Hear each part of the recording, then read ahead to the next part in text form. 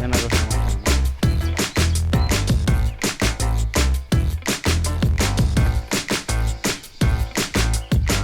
Acabo de mantener un despacho De que con se esta está ley aquí. en el que he comunicado al jefe del Estado la decisión de convocar las elecciones generales.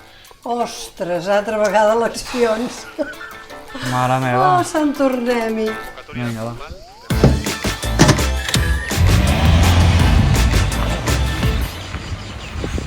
Exactament, Sant Tornem-hi. Encara que ens quedi lluny, l'Estat té un paper directe en la preservació o degradació de la Costa Brava. Unint les nostres veus, reclamarem la recuperació de l'espai dunar i patrimoni històric de Radio Liberty, aturar la venda d'espais del Ministeri de Defensa com ha passat a la base Loren de l'Estartit o a Punta Milà, recuperar els camins de ronda interceptats a la Costa Brava com els de Begur o Garbet, l'aplicació rigorosa de la llei de costes per garantir el domini públic, la servitud de pas, la preservació de penya-segats i la prohibició de construir dins dels primers 100 metres de costa.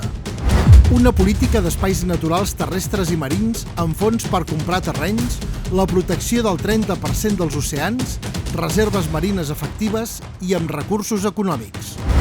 La protecció dels canyons submarins del Cap de Creus i la creació d'un corredor protegit de cetacis.